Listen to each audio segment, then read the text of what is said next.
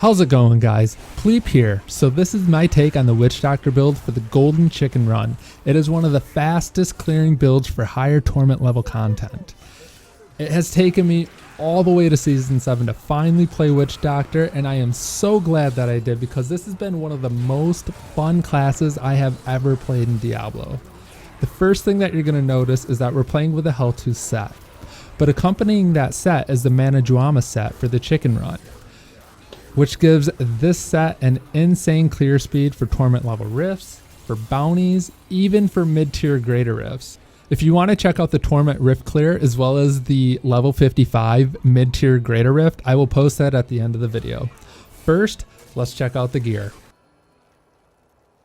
With the ManaJuama carving knife and the gory fetch, the first thing we'll see is that our explosive damage coming out of chicken form is increased by 400%. And for each enemy that we kill, it procs another explosion. That's cute, however, that's not the reason why we run the ManaJuama set. It's when we hex ourselves into a chicken, our movement speed is increased by 100%, which will last 15 seconds, hopefully bringing us to our next elite or champion pack, a pylon, or a goblin. We're using the Helltooth 6-piece set. With the tooth-piece set, all of our attacks, our Wall of Death, our Piranhas, our Zombie Dogs, and our Gargantuan. Whenever we attack with one of those abilities, it will apply necrosis to the enemy, which will slow them down and cause them to take 1500% weapon damage every second, as well as increase the damage they receive by up to 20%. For all of our attacks for the next 10 seconds. So that means anytime we hit with one of these 4 damage dealing skills, it's going to buff our damage. With the 4-piece set, we receive 60% damage reduction after applying necrosis, which is amazing for survival, especially if you're pushing higher difficulty content, and that damage reduction lasts 10 seconds after applying necrosis. So if we take a look at the 6-piece set, after casting Wall of Death, we gain 1400% damage to all 4 of our abilities that we use. And this is where our pets really shine, especially with the damage that's being dealt by our Gargantuan. Next, we're going to take a look at our gloves and our bracers. Tasker and Theo. Tasker and Theo is an absolute must. There's no getting around this. The attack speed by our pets is increased by up to 50%, and that is absolute high priority. With the Nemesis bracers, it is immensely helpful with clear speed efficiency. And honestly, we could all use more death breaths, and if you're like me, you get irritated with people in public games who run around and hit the pylons and they're not wearing Nemesis bracers. You're slowing us down and you're reducing the amount of death breaths that we get. But anyway, that's for another time. Next, we're going to take a look at the trinkets. The Helltooth amulet is great for adding an additional passive, whether it's damage dealing, survivability, or even just mobility. Our Avarice band, and actually I'll get to that next. Our short man's finger is great because it gives us 3 Gargantuans, each dealing more damage than our initial Gargantuan. And that is so much cleave damage that it will just melt any enemy that's within range. So then we take a look at our Avarice band. This combos with the gold wrap that we're going to wear for our Golden Chicken Run. And we also apply Boon of the Hoarder into one of our trinket slots so that every time we kill an enemy, they explode with gold. Every time we pick up gold, it increases the radius of the golden health orbs that we pick up by an additional 30 yards. We gain a movement speed on top of that by 30% for every 2 seconds, which stacks with all the movement speed that we will acquire with our hex and everything else. And the big reason why we run this is right here. Every time we pick up a single piece of gold, it applies that much armor to ourselves and boosting our toughness to some insane levels, which makes it super easy for us to kill stuff without the fear of death ourselves, because we're constantly picking up gold. And make sure you have your pet active so that your pet can zip around the map and pick up gold as you're zipping around the map in chicken form. All right, next, let's take a look at the skills. I use Soul Harvest just for ease of use and comfort. It's what I use when I'm running greater rifts, and it helps with survivability. Whenever mobs are close, I click this, it boosts my armor, and it also reduces their movement speed. You can switch that out with Spirit Walk with Jaunt or Severance or whatever. I know that combos with Hex, being able to make you basically immune to damage when you jump into Hex form and zip around, but I like Soul Harvest. It just works well for me. Gargantuan's a must, and you have to have Humongoid for that cold damage, that cleave damage. Wall of Death, communing with spirits, also cold damage. And this is amazing because what we want to do with our Nemesis bracers and or neck piece is add 20% cold damage to both of those pieces of gear so that it boosts the damage that we deal with our Gargantuan and our Wall of Death. Our piranhas, Piranhado. We want to clump all the enemies together and just drop this Piranhado on top of them, have our Gargantuans and zombie dogs mob that area and just destroy everything in a nice little space. Our zombie dogs, Leeching Beast. Leeching Beast is great for me because I like having as much health as I possibly can. Maybe it's not as efficient as, you know, probably Burning Dogs or something else for damage output, but when I play hardcore, damage isn't always best practice. You also need that survivability, and this helps a lot with survivability because every time they hit something, it heals you. So let's look at our passives. Midnight Feast is an absolute must. I have this on my bar just so that I wouldn't forget about it. But what I also do is I have Midnight Feast on my Hellfire amulet.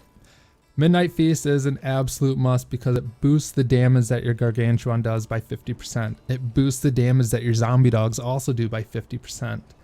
And you need to have that to make this build work. The more damage they deal, the less damage that's coming towards you and is being mitigated and destroyed by your pets.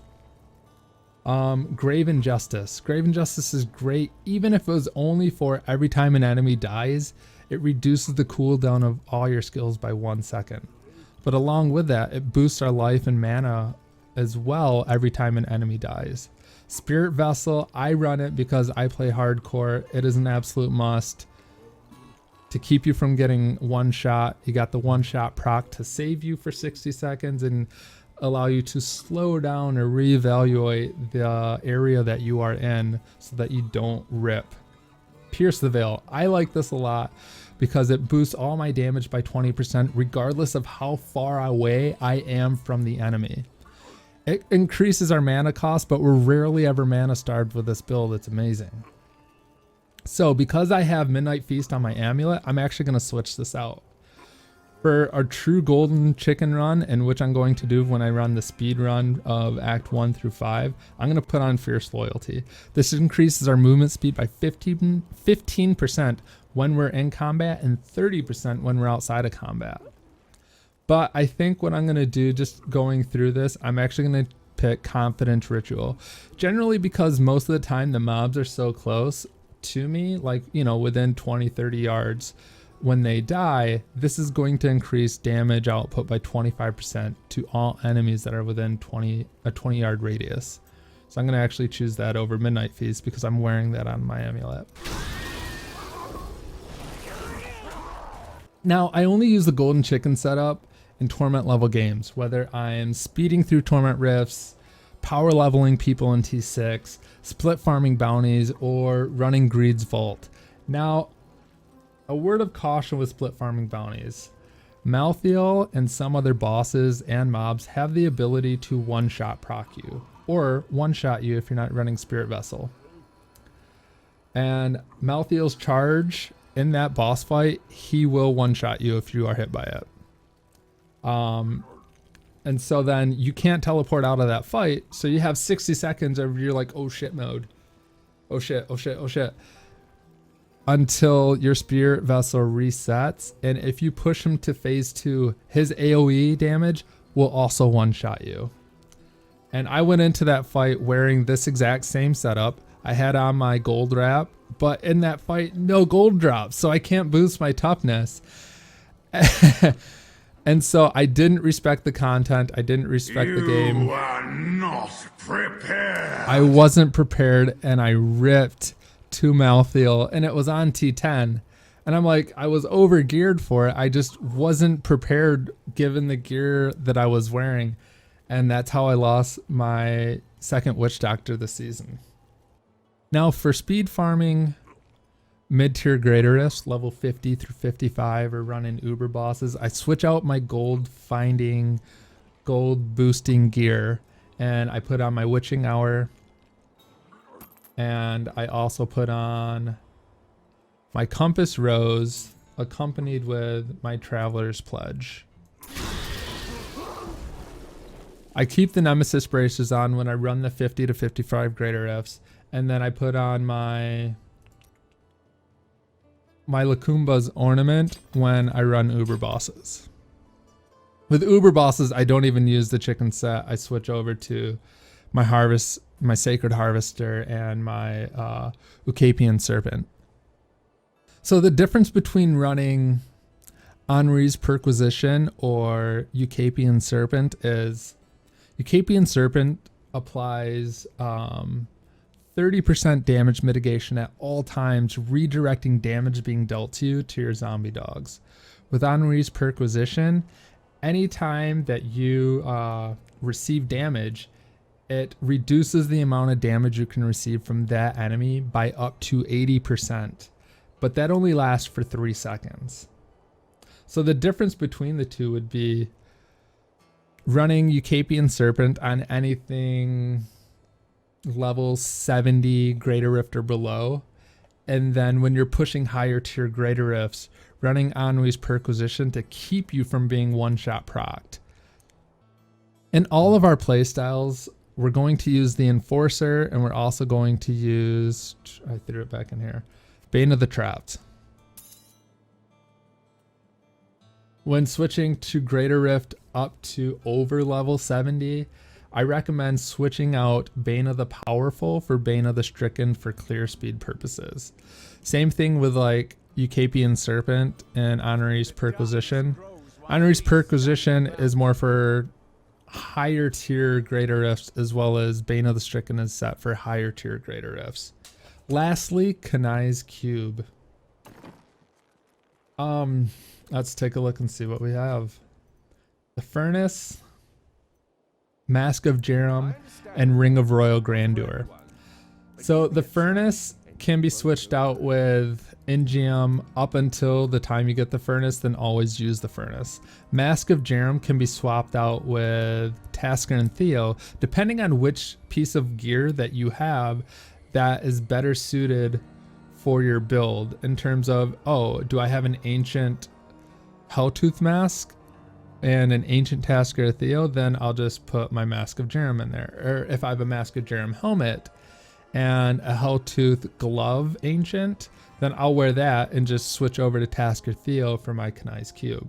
So the Ring of Royal Grandeur is set just so that we can wear that additional piece that's outside of our Helltooth gear. Now you may be saying, hey, I don't have a Furnace, or I don't have a Mask of Jerem or Tasker and Theo. So what you need to do is you need to run over to Hedrig, grab let's say up to 10 pieces, 10 rares of that item that you need. Make sure they're level 70s. Grab some Veiled Crystals, Arcane Dust, reusable parts, and Death's Breath. Throw them in the cube, craft it until you get those items. That's the best way to get the items for pieces that you do not have. Once you have the regular set that you need, you can then use bounties to re-roll that item and try to get an ancient item off of it. Now we'll take a look at the rift runs from earlier. There'll be a link in the description to the build. I hope you enjoyed my take on the golden chicken run. I'm going to come back with another video on my speed run of acts 1 through 5.